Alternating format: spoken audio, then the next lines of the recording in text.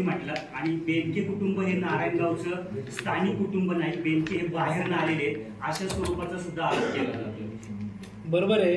हे मला आत्ता नाही तर बऱ्याच दिवसांपासून किंवा बऱ्याच कालावधीपासून असं वक्तव्य केलं जातं, पण ते वक्तव्य करणारे बालिश आहेत असं समजून मी त्याच्याकडे दुर्लक्ष केली नाही. तुमची जी परवा मीटिंग झाली, प्रेस झाली, त्याच्यात सुद्धा आज उल्लेख झाला की बाहेरच्यांनी गावात लक्ष देऊ नये. बाहेरचे म्हणजे कोण त्यांनी स्पष्ट करावं ना. मला पत्रकारांनी सांगितलं की ते तुमच्या बाबतीत असं म्हणतात की तुम्ही गावात लक्ष घातलं नाही. मी मगाशी जे उल्लेख केला, गावाचं नेतृत्व करणारे कोटरे काका असतील, सुर्वे असतील, उपसरपंच दांगट असतील, गुंजाळ परिवार आहे, पटेल परिवार आहे, शाह आहेत, हे कुठून आलेले आहेत? हे बाहेर गावून आलून तुमच्या गावची शोभा वाढवायला त्यांनी धंदे टाकले आणि इथल्या लोकांचे जीवनमान उंचवलेलं आहे.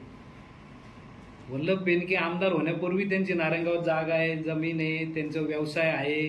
त्याच्यानंतर काही लोकांचे जन्म झाले असतील, त्यांनी सांगितले बाहेरून आलेले.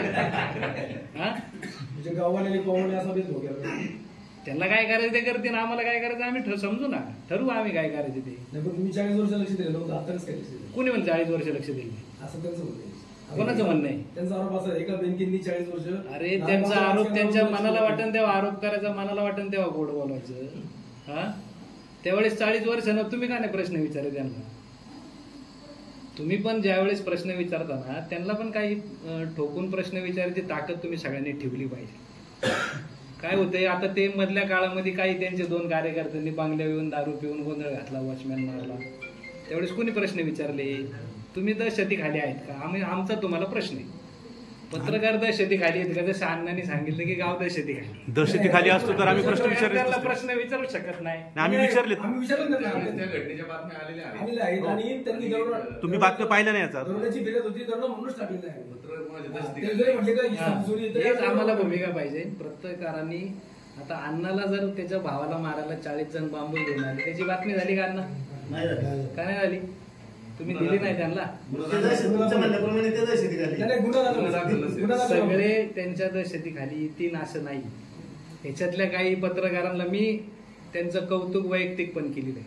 मागची जी 25 वर्षापूर्वीची सत्ता असेल त्याला उकडून लावायला काही खारीचा वाटा पत्रकारांचा पण आहे, ह्याच्यात मी नाही म्हणत नाही. आणि त्या प्रत्येक पत्रकाराला मी स्वतः भेटून त्याचं अभिनंदन आणि कौतुक केलेलं आहे. पण काही लोक एका ठिकाणाहून एखादा व्यक्ती जर वाकडा चालत असेल तर सगळ्यांना त्याच्यात आपण ओढलं नाही पाहिजे.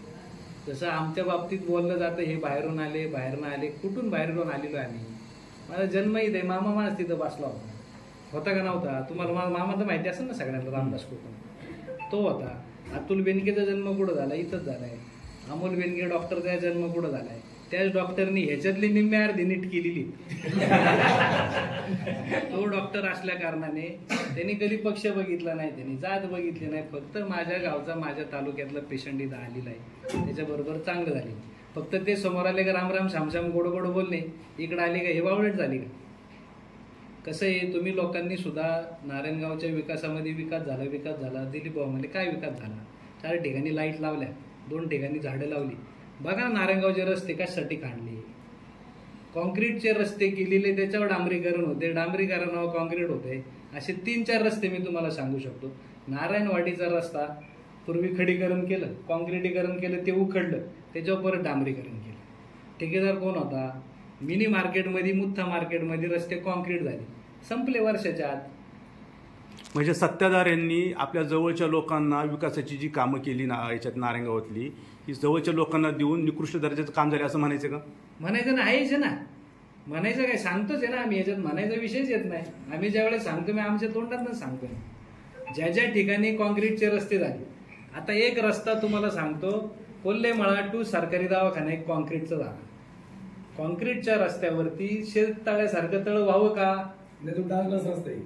थांबा जरा, तुम्ही पण तो प्रश्न, त्या प्रश्नात रवींद्र कोल्हे मी होतो. आम्हाला उत्तर काय आलं? त्याच्याहून लोक चालली म्हणून खड्डा आला. सांगितलं का नाही कोल्हे साहेब? तुम्ही सांगा मला. आणि माझा आदेश आले जे एक असं सांगा 1000 मिळवून. असो, हे गोष्टी होत राहतील. त्याला वेळोवेळी आम्ही विरोध पण केलेला आहे. आम्ही त्याच्या बाबतीत बऱ्याचशा ठिकाणी पत्र व्यवहार केलेले. पण पंचायत समिती असेल, तलाठी भाऊसाहेब असेल, ग्रामसेवक असेल, याच्या मार्फत काही त्यांना बी अडथळे येतात. ते पुढे कारवाई करू शकत नाही. हेच आपल्याला सुधरवायचे. म्हणून ही सगळी ज्येष्ठ मंडळी यांनी पूर्वी पण गाव चालवलेले, आमच्यासारखे युवक जे आता समाजकारण राजकारणात येऊ पाहतात यांना आम्हाला बरोबर घेऊन हे पुढे चालले. आमचे आमदार बेनके आणि खासदार कोले यांचे गावच्या विकासात योगदान काय, असा प्रश्न आता विचारला जातोय. गावच्या विकासात योगदान तुमच्या नारायणगाव ग्रामपंचायतीला MMJSY म्हणजे मुख्यमंत्री ग्राम सडक योजनेच्या याच्यातनं 3.5 कोटीचे प्रस्ताव द्या असं दोघं व्यक्तींना ग्राम सेवकाला आणि सरपंचाला सांगण्यात आलं होतं. ग्रामसेवकांनी सगळी तयारी करून दिली.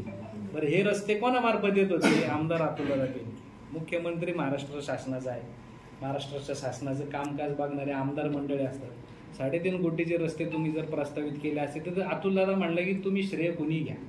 शंकर पाटे जे नारायणगावचे नागरिक आहेत, ते बिल्डर आहेत, त्यांचा एक मित्र MMJSYच्या ऑफिसला अधिकारी आहे, त्यांनी सुचवले की तुम्हाला कुठे रस्ते द्यायचे, तर आमदारांनी खास करून सांगितलं माझ्या गावातले रस्ते दे. 3.5 कोटीचा प्रस्ताव तुमच्या भाऊसाहेबांनी सहाय्य करून ठेवला, सरपंचाच्या सैन्य आलं नाही. आतापर्यंत नारायणवाडी असेल, मधला जो रस्ता आहे Khodad road to Rajyog society, त्या रस्त्याचा प्रस्ताव केला, तिथं 10 लाख रुपये टाकले. नारायणवाडीचे आता नवीन 10 लाख आले. जुना पारगाव मार्गाला 10 लाख रुपये आलेले आहेत. असे वेगवेगळ्या ठिकाणी आपण प्रस्तावित केलेले आहे. एखादा प्रस्ताव खासदारांनी आमदारांनी ज्यावेळेस एखाद्या ग्रामपंचायतीत दिला जातो तर देखभाल दुरुस्तीचं पत्र हे ग्रामपंचायतीने त्या संबंधित खात्याला द्यायला लागतं. PWDला जर दिलं ते करून त्यांना हँडओव्हर करतात.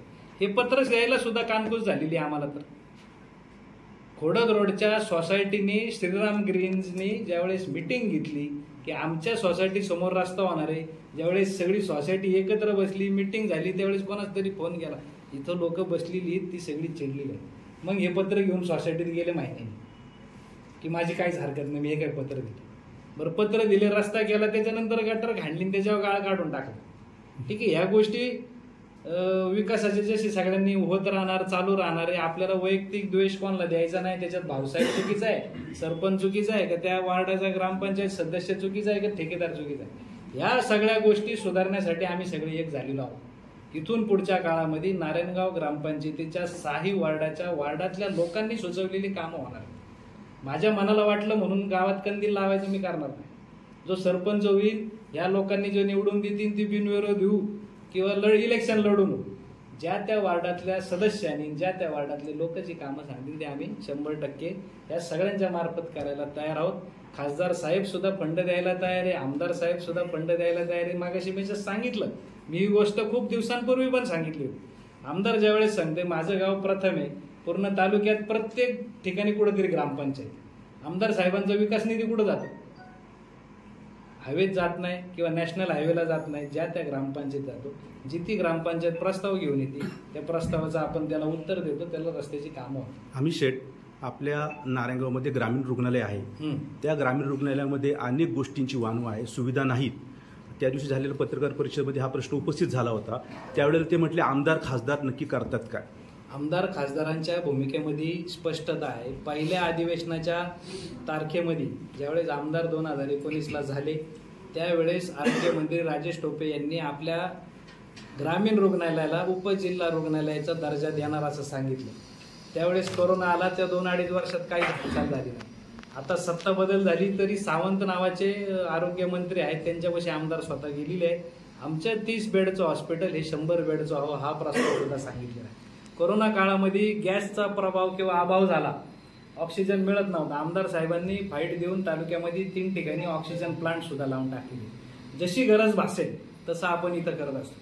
ग्रामीण रुग्णालयामधल्या पेशंट जर नीट होत नसेल तर त्याला उपजिल्हा रुग्णालय, त्याच्यामध्ये काही सुविधा असतात, तिथं सुद्धा नीट नाही झाला तर तो ससूनला एक मिनिट इथं थांबवतो. मंचर येथे उपजिल्हा रुग्णालय तुम्ही म्हटले, त्याच पत्रकार परिषदेमध्ये हा विषय झाला. तिथं लोकांना घेतलं जात नाही जुन्नर तालुक्यात, आणि त्यावरून बराचसा गदारोळ झाला. ती गोष्ट कदाचित तुमच्याही कानावर असेल, तर त्याबाबत काय सांगा? नाही, उपजिल्हा रुग्णालयात मी स्वतःहून जे डिलिव्हरीचे पेशंट जे इथं होऊ शकले नाहीत किंवा आपल्या PHC जी वाळवाडीला आहे तिथं होऊ शकले नाही, आम्ही तिथं ऍडमिट करून त्यांची डिलिव्हरी करून घरी सुद्धा आणलेली आहे. होत नाही असं काही नाही. तुमचा फोन गेला म्हणून कदाचित होत असतील. माझ्या अपरोक्ष पेशंट चांगला आहे का नाही हे विचारायला मी फोन केला असताना पुढे ऍडमिट आहेत तर ते उपजिल्हा रुग्णालय मंचरला ऍडमिट असतात. आमचे फोन गेल्याने होत नाही असं नाही. काही वेळेस तिथले जर बेड पूर्ण झाले असतील तर ते सांगतात की तुम्ही एक तर YCM किंवा ससूनला पाठवा.